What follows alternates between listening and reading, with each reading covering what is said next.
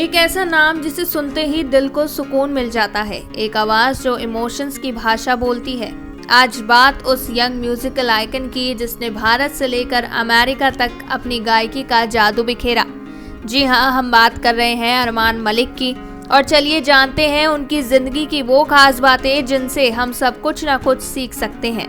22 जुलाई 1995 में मुंबई में अरमान मलिक का जन्म हुआ। ये नाम अरमान यूं ही नहीं रखा गया था। अरमान का मतलब होता है ख्वाहिश, चाहत। और सच कहें तो संगीत के लिए ये बच्चा सचमुच खुदा की एक खास चाहत बनकर आया था। उनके पिता जब्बू मलिक एक म्यूजिक डायरेक्टर और सिंगर हैं। वहीं बड़े भाई अमाल मलिक भी आज इंडस्ट्री के टॉप म्यूजिक कंपोजर्स में गिने जाते हैं। कहने को ये एक म्यूजिक फैमिली थी, लेकिन अरमान के लिए ये विरासत नहीं बल्कि एक जिम्मेदारी थी।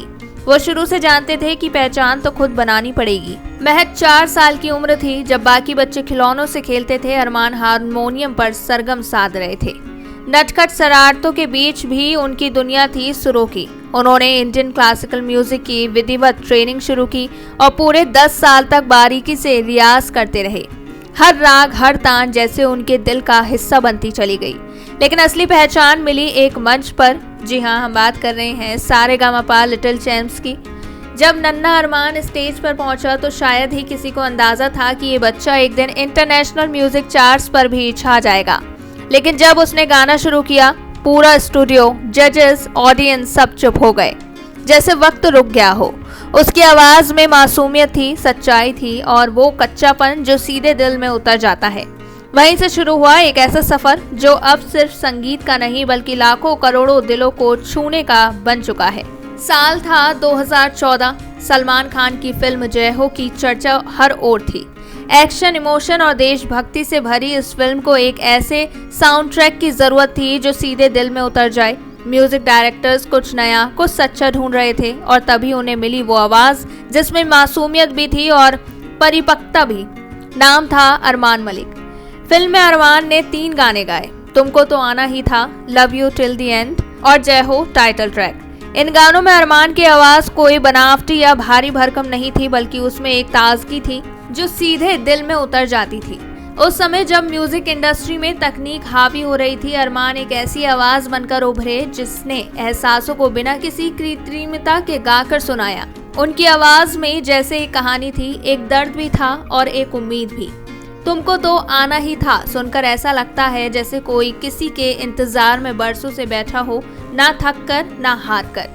पर अरमान की असली खासियत ये थी कि वो सिर्फ गा नहीं रहे थे, वो महसूस करवा रहे थे। सुनने वाला सिर्फ एक गाना नहीं सुनता था, वो उस गाने के किरदारों की तरह सोचने, समझने और महसूस करने लगता था। लेकिन इस कहानी की एक और दिलचस्प बात यह है कि अरमान का पहला कदम इंडस्ट्री में इससे पहले भी पड़ा था। बहुत कम लोग जानते हैं कि साल 2007 में ही उन्होंने बतौर चाइल्ड सिंगर आमिर खान की फिल्म तारे जमीन पर में सुपरहिट गाना बम बम बोले गाया था। इससे पहले 2006 में महज 11 साल की उम्र में वे जी टीवी के reality show Sa Re Ga Ma Pa little champs में नजर आए थे, जहां उन्होंने टॉप 8 में जगह बनाकर दर्शकों के दिलों में अपनी सुरीली आवाज की छाप छोड़ी। अरमान की गायकी की शुरुआत भले ही रियलिटी शो और बच्चों के गानों से हुई, लेकिन उन्होंने धीरे धीरे खुद को एक संजीदा प्लेबैक सिंगर के रूप में स्थापित किया। इतना ही नहीं, अरमान ने डबिंग में भी हाथ आजमाया। Film my name is Khan में उन्होंने एक अंग्रेजी बोलने वाले बच्चे की आवाज दी थी और स्लमडॉग मिलियनेरीज के रेडियो वर्जन BBC रेडियो 1 में उन्होंने सलीम के किरदार को आवाज दी थी। उनकी बहुमुखी प्रतिभा और मेहनत ने उन्हें कम उम्र में ही संगीत की दुनिया में एक खास मुकाम दिला दिया। उस वक्त वो सिर्फ 11 से 12 साल के थे, लेकिन उनकी टोन में जो मस्ती और मासूमियत थी वो आज भी उस गाने को बच्चों का फेवरेट बनाए हुए है। फिर कुछ सालों तक अरमान ने खुद को तराशा, गहराई से सीखा, रियाज किया और जब सही वक्त आया उन्होंने अपनी असली उड़ान भरी। जय हो के बाद अरमान के पास एक के बाद एक बॉलीवुड फिल्मों के ऑफर्स आने लगे और उन्होंने हर बार साबित किया कि वो सिर्फ किसी फिल्म के बैकग्राउंड सिंगर नहीं है बल्कि अपनी गायकी से कहानी का सबसे खास हिस्सा बन सकते हैं। डायरेक्टर्स को उनमें एक भरोसेमंद आवाज मिली और म्यूजिक लवर्स को एक ऐसा सिंगर जो दिल से गाता है। यहीं से शुरू हुआ वो सिलसिला जिसने भारतीय म्यूजिक इंडस्ट्री को एक नई आवाज दी, एक ऐसी आवाज जो आज लाखों लोगों की प्लेलिस्ट में, उनकी यादों में और उनके दिलों में बसी है। लेकिन अरमान मलिक सिर्फ बॉलीवुड तक सीमित नहीं रहे, उन्होंने शुरुआत से ही कुछ बड़ा सपना देखा था। और उसे साकार करने के लिए मेहनत भी की। साल 2020 में उन्होंने अपने करियर का एक नया अध्याय शुरू किया और इंटरनेशनल म्यूजिक की दुनिया में कदम रखते हुए अपना पहला इंग्लिश सिंगल गाना कंट्रोल रिलीज किया। यह गाना न केवल युवाओं के बीच हिट हुआ बल्कि दुनिया भर के म्यूजिक चार्ट्स में भी अपनी जगह बनाने में कामयाब रहा। कंट्रोल ने अरमान को ग्लोबल आर्टिस्ट के रूप में पहचान दिलाई और इसके लिए उन्हें MTV Europe music award EMA से सम्मानित किया गया, जो कि किसी भी भारतीय पॉप सिंगर के लिए एक ऐतिहासिक उपलब्धि थी। ये सिर्फ एक गाना नहीं था बल्कि भारत से एक युवा आवाज का इंटरनेशनल पॉप सीन में आधिकारिक प्रवेश था। और जब न्यूयॉर्क के टाइम्स स्क्वायर की चमकती स्क्रीनों पर अरमान मलिक की तस्वीर नजर आई तो वो पल सिर्फ उनके लिए नहीं बल्कि हर भारतीय के लिए गर्व से भरा था।